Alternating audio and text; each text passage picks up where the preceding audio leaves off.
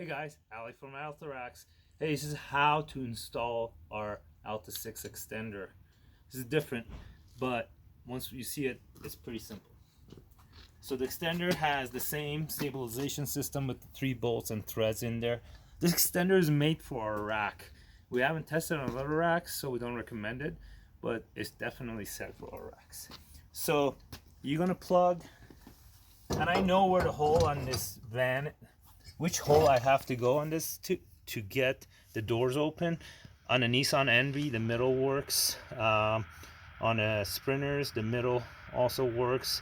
I think the Ford Transit, you may have to go all the way out to the last hole, and a Dodge ProMaster is the middle. On the Ford E350s and E-Series, also the middle works. But once you plug it in and plug the rack in, this can also be always adjusted to get the right fit. And you do that once and you figure it out. So you start by plugging the extender into your receiver. I'm gonna find that middle hole. There's the last, and then back it out. Hand thread the bolt that comes with it, and wiggle this until it's in there. Grab 15/16.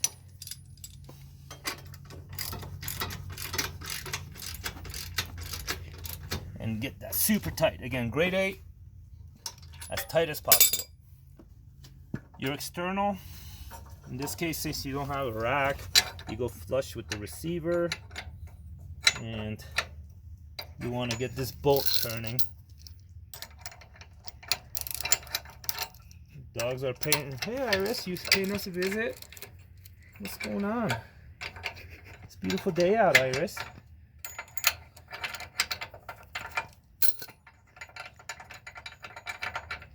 So the bolt needs to catch behind the lip, just like it's showing. You want this point of contact right here. This is gonna naturally want to pull back, which is fine.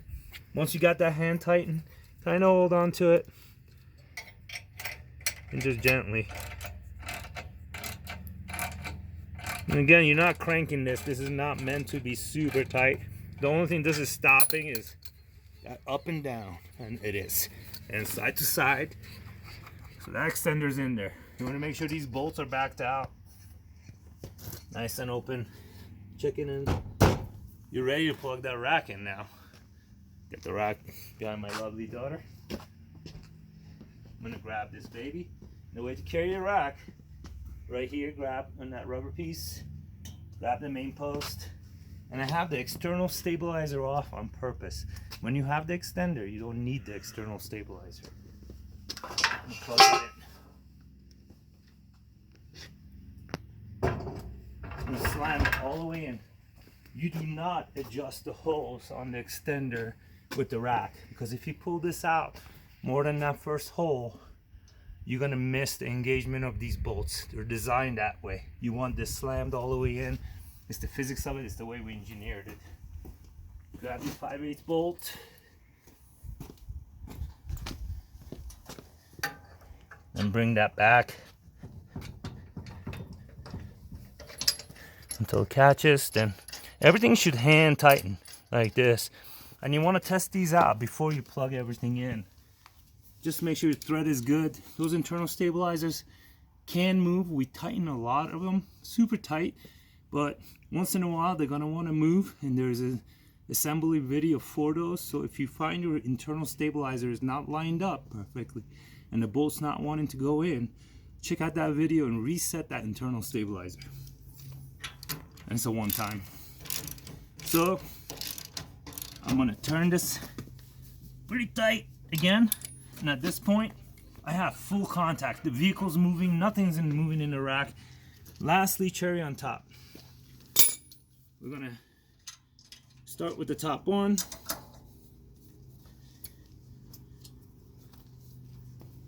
And push down. This is pushing down directly on the rack.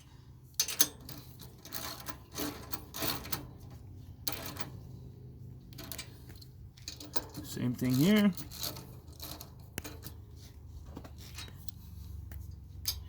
Your jam nuts are, so these don't back out due to vibration or anything. You basically go all the way down, use a 9/16 wrench, and tighten them down. You need these tight, not just hand like I'm doing, but you really got to use a wrench. And this is your setup for the extender. the last thing you want to do is, if you have an extender, especially on a van, on a larger vehicle, you're gonna have this crazy lever arm that's coming out now. You're putting a lot of weight on it, so there's gonna be some flex. And how we get past that is by sinking the vehicle to the rack. So you either use your own straps or our tie downs. Grab a tie down.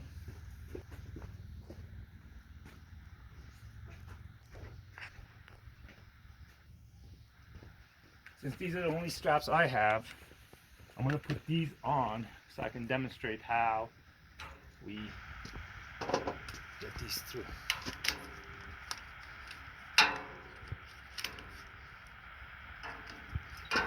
Maybe one-handed is easier. It's not. So get that thread started. Boom, there it is. Same thing again. You go all the way, stop, one back.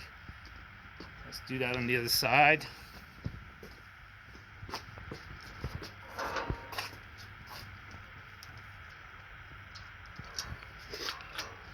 All the way, and then one back. In vans, in Sprinters, in your Envies, in your Ford Transits, in your Dodge ProMasters, or any other kind of van, or if you're using an extender for one reason or another on this rack, you want to tie down. What it does is sinks the rack to the frame of the vehicle rather than to your receiver. Receivers on vehicles are notoriously soft because they use cheap metal, and it creates a lot of flex because it's basically just bolts to your frame. What the strapping does is sinks the rack to the frame of the vehicle rather than to the receiver, alleviating a lot of the flex movements. And the way we connect, and you could do this pretty much with any van, you want to go about the height of the bar or low, one of these. I like this spot better. It seems to work best for this van, but you want to test that out, basically where you want to put these. I basically take a paracord, create a loop. You can burn the ends so you don't get the threads. Once you got this, you run it through your van door, and it's easier if it's open probably. I'll pop that open so we can get that through. There it is. Run it through the second hole. If you don't have this, if you run in the truck, outside bumper, look underneath, you may be able to run a paracord. Lastly, if you have a roof rack on, it's another one. Use a super long loop like this, loop it on itself. It creates a soft point of contact. This way you're not going metal on metal. Close that, boom. You have tie down points. The retractable strap, if you pull down on it, still locked. There's a little lever, you pull all the way down, it becomes free play. Point it, hook it, bring it up, and gently start cranking. 2-3 cranks should be good. It's basically flexing the rack back into position.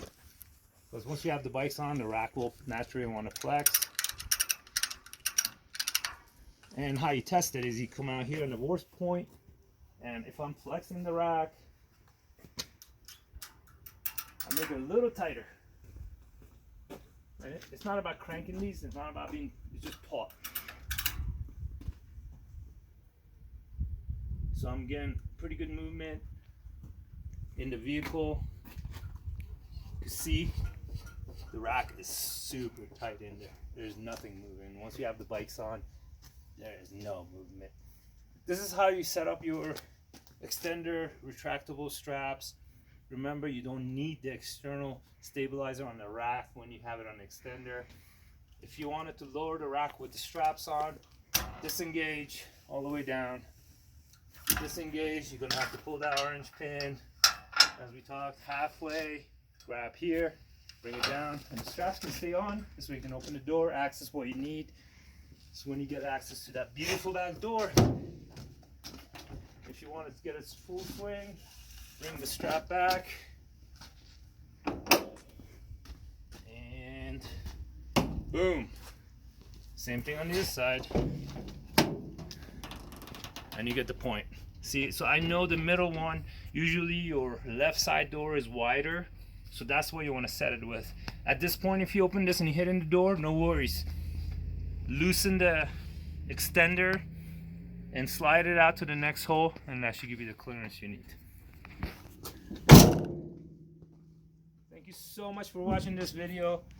Hope this was informational. The video was brought to you by Psychological Clothing Line. They just did this design. Gerald's awesome. And this hat. Check out their website. They have some cool t-shirts. Made in USA. Peace.